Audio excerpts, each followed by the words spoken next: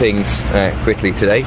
One is just we have proof now of what people sense, that they're being ripped off by the electricity companies. We know we have the highest electricity prices in Europe, and now from an IEA report we have the proof to say that this is happening because people are being ripped off. You have the largest gap in all of Europe between the wholesale prices that the electricity companies are paying and the retail prices that they're imposing on ordinary people.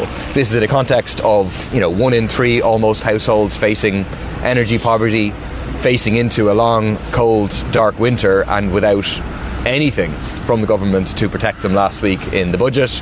No energy credits, no significant measures in terms of retrofitting, and nothing in terms of challenging the fundamental reason that this is happening, which is that we went from being a country with the lowest electricity price in Europe to the highest, and the driving factor of that was liberalisation, privatisation, and that is what has to be reversed. Immediately we're calling for price controls to stop this profiteering. Second thing to raise briefly, obviously something I've raised again and again and again and again, is the issue of the overflights. Illegal. The government knows about them for over a year, bringing munitions from mostly America to Israel to be used in a genocide. The government has done nothing. It's a hear no evil, see no evil approach. I mean, Simon Harris went on to the Late Late Show, says we don't know anything about this, we don't think this is happening. I then do leaders' questions, present him with a dossier. We've tried to follow up multiple times with PQs, etc. It's now over a year since they announced an examination. They won't give a deadline for when this examination is going to end. It's the most blatantly obvious kicking the can down the road and down the road and down the road to avoid dealing with this issue. But what's happening then as a consequence of that is that people are taking matters into their own hands. There was a number of protesters entered into a office of, I think they're called Collins. They were one of these companies that their weapons have been transported illegally through Ireland, and brave protesters in Cork went into this to protest and object to the use of these weapons. Their transport through our airspace. Final point quickly is in terms of the presidential campaign. Obviously, things are going very well for Catherine Connolly. The response on the ground is very, very strong. There's large momentum, I think, behind the campaign. There was Super Saturday all across the country. Many, many people coming out, reminiscent in many ways of the repeal campaign in terms of the numbers being mobilised, the demographics of people being mobilised. That's very strong. We're 10 days to go. We think that we can win this. It's disappointing to see all the smears coming from the Heather Humphreys side, taking the advice of Ivan Yates. I think Ivan Yates did us all a favour by saying openly the advice that he would give, and that presumably is being given and is informing the very negative strategy against Catherine. I do think there are significant questions for Heather Humphreys that remain to be asked. I think there is clearly a pivot in the Heather Humphreys campaign. They were attempting to just be the front runner, the safe pair of hands, no need to say anything. Now they've pivoted to a more openly right-wing position. So Heather is no longer really pretending to be a president for all, but rather a president for big business. That's effectively what is being said. And I think there's a fundamental misunderstanding of what the role of president is, as that now she's kind of aping the arguments of Sean Gallagher, that effectively she's going to be a glorified trade envoy. It's not a job for the president, that's a job for a minister. She also, in answering the questions about the animal abuse case, also seems to misunderstand what the role of a minister is, where she said the role of a TD is to just pass on correspondence. And that's not my experience as a TD. Bear in mind she was a minister at the time, and certainly a minister delivering a letter as opposed to the use of the post office carries some weight, clearly, and may have had an impact on the outcome there. Questions also need to be asked in terms of her empty properties. We're still in the middle of a housing crisis. She sat, I think, on empty properties now for about a decade, housing that could be used for people to live in. And the final issue I think needs to be explored further is it was on the This Week debate where Heather Humphreys was arguing in favour of getting rid of the triple lock. That's fine, that's her position. But then was saying that if we don't get rid of the triple lock, we wouldn't be able to send troops to Ukraine because Russia would veto the sending of those troops. I think that comment needs to be explored further. Because if Russia is vetoing the sending of troops to Ukraine, it's because there is not a peace agreement. And so any soldiers going in would not be going in to keep the peace, but would be going in to wage a war. Is that the position of Heather Humphreys? Does she want us to send troops to Ukraine to engage in a war? Is that the position of the Irish government? I think neutrality is obviously at the centre of this debate, and this needs to be teased out. Where is it that she wants to send troops, and is Ukraine one of those places, as sounds to be the case? Yeah, I'll just carry on with the presidency. I think Heather Humphreys and the government's use and abuse of the issue of gender-based violence is really alarming, because it's not an issue that should be just played around with. I think the record of Heather Humphreys and some of the female ministers in this government on gender-based violence is very, very poor. Heather Humphreys was actually the Minister for Justice for a period of time as well. Didn't pass any significant laws, was overseeing misogyny in the courts on a daily basis, and, refuges not being built. So I really don't think that they have any strong grounds there. I think the other thing is about the rule of law. Heather Humphreys passing on a letter from a family of somebody, accused of very, very serious animal abuse. That's not the rule of law. Like, the law should be taking its course, not a minister passing it on to, senior people in the Department of Agriculture. If you're for the rule of law, you wouldn't be passing on a letter from a family. It's just, I think Catherine Connolly has been grilled on issues like this, and I don't think the grilling has been the same on Heather Humphreys. I think the other issue is animal welfare, that she has been asked her stance on fox hunting, calls it a rural pursuit, and kind of talks about how she loves animals. You can't have it both ways. You're either for or against animal abuse. I think I just want to mention on Palestine, obviously any respite that there would be for the children of Gaza, for the people of Gaza, from the bombs and the assault genocide is to be welcomed. However, I think some of the press and political commentary about the deal is a bit worrying. We are talking about Netanyahu is a wanted war criminal, indicted by the ICJ. A UN body has come out and said it's a genocide. Is there going to be any pursuit of Netanyahu now that there is a ceasefire? Donald Trump funded a genocide for over a year. There was actually a ceasefire when Donald Trump was elected president. He chose to fund a genocide. Now they're getting plaudits for ending a genocide that they actually created.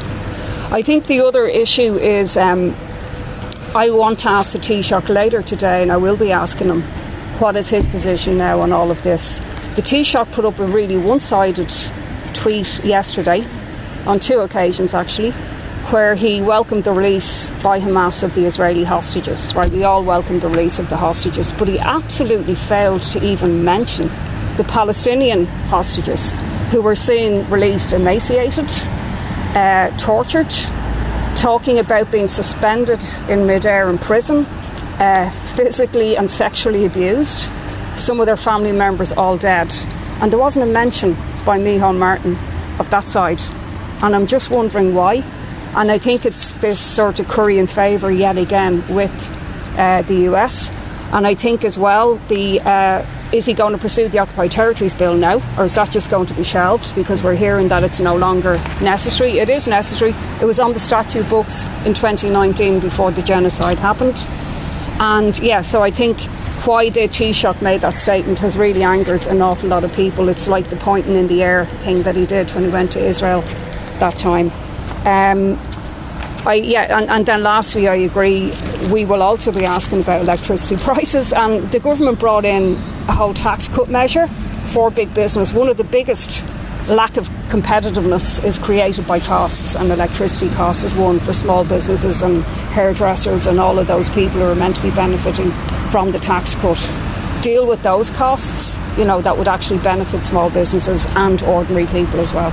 You say that Heather Humphreys can't have it both ways in relation to animal welfare, and fair point, but Is that not a similar point that can be put back to Catherine Connolly in relation to having, advocated against repossessions, but then acting for financial institutions in court? I mean, and while you were referencing, protesters in court, would you not have liked to have seen Catherine Connolly protest against that and not act in that sense? I mean, I just want to hear how that kind of squares with your views on this. Can I just say one thing?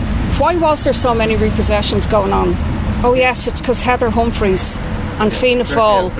No, but that's very important. It's a bit rich of the people who led to the repossessions. I know this is me asking the question now. I'm saying, Well, I'm also turning the question back as to why there were so many. Okay. Well, I will, but I want to say that first. Okay, yeah. That there was a problem with repossessions in this country for a very good reason. But those people that have been better served who are having their home repossessed, if people didn't act with them. In that case, you do have a choice in civil law. I don't think she's done wrong personally, but I'm saying that I want to know what your point of view is on that. Well, I worked as a journalist for a while, and I worked in the business part of the Irish Times. It wasn't something that I was actually enamoured with doing. So sometimes you have to do jobs, that you don't have a choice in. She did have a choice, didn't she? She did have a choice. Well, I don't think you do have a choice. If you're offered a case, you'd have to have a very, very compelling reason as to why you couldn't take it. But I really do think that, honing in on that, it's very clear where she stands on the housing issue. She stands, against the marketisation, the privatisation of housing, and has made that clear. She asked about it today, and she said, "Oh look, the register was very full, caseload, all the rest of it, and helping out there." I mean, if she opted not to turn up that day, it would have taken longer. Someone would have been in their home a lot longer. That's something you would have supported. Some actual direct protest against it. We wanted evictions banned. Heather Humphreys and her government wouldn't ban them. So there wouldn't have been evictions. We're talking about Catherine Connolly here in this instance. I mean, if you were in her position, what would you have done? I just said that we wanted evictions banned. It doesn't seem to interest you that that's actually the key issue here, that there was a space. You're not answering the question I asked you, in fairness then. If you were in her position, would you have acted for financial institutions? Can I just say, if the irony is that if Catherine Connolly had refused to act for financial institutions and break the cab rank rule, there would now be a major controversy in the media saying she didn't obey the rules when she was a barrister, and will she obey the rules when she's in the Oireas? That is definitely the controversy we would now be dealing with, right? You know that.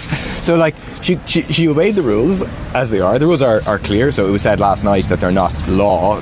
That's true, but I do think, again, I haven't been a barrister, but I think you can get disbarred if you if you were to be blatantly saying, I won't be doing these.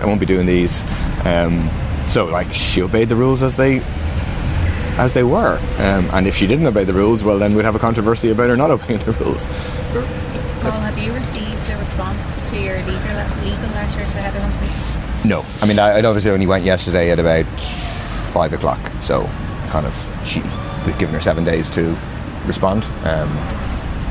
So we'll give her the 7 days.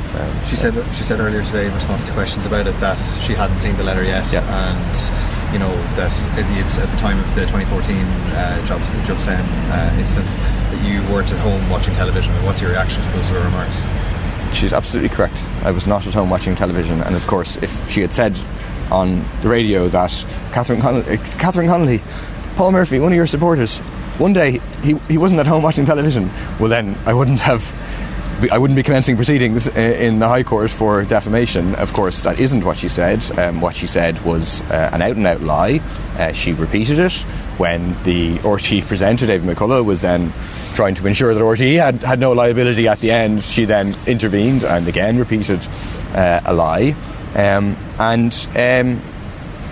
don't think you can go around lying about people, defaming people as part of a smear campaign against Catherine Connolly. And certainly from my perspective, for me, it's not acceptable that people just feel free to tell blatant lies in opposition to what a jury found as part of an attempt to smear somebody else. So I felt action was required. You'll be in the High Court next week? Well, I hope that we get if Heather Humphreys apologises, commits not to do it again, makes appropriate compensation, that's fine from my perspective. I'd prefer that is. It's this rule of law thing again, though. Mm-hmm. There was a trial.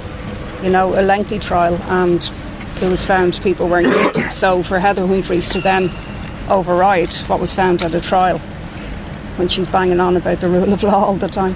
And Paul, you're raising the issue of people in Palestine again today, obviously. And are you uncomfortable campaigning alongside Social Democrats who have readmitted Owen Hayes back into their party? And I think your view of your party was that he should resign his seat at the time. He was quietly brought back in. He's back in the Parliamentary Party. Are you uncomfortable with that? No, I'm not uncomfortable. Catherine has emphasised again and again how she's an independent opposition TD. She has obviously galvanised the broad support of the left around her on the basis of agreement that Catherine would make a very good president. Different parties have. It doesn't mean that different parties don't still exist, don't still have disagreements with each other, but are collaborating very, very well in relation to the Catherine Connolly campaign, and happy to continue to collaborate and hopefully beyond. So no issue collaborating with parties except to back in someone who, in your words I believe it was, or with your words, you profited on genocide that you're getting out about every day. Like I said, we're happy to work together. It doesn't mean we don't have criticisms of the other parties. We will continue to express those both publicly and privately. But I think you look at the momentum behind the Catherine Connolly campaign, I think that's a force for good in this country. I think we need to build on that as to how we can get Fianna Fáil and Fine Gael out of government and their complicity with the genocide over the past 2 years.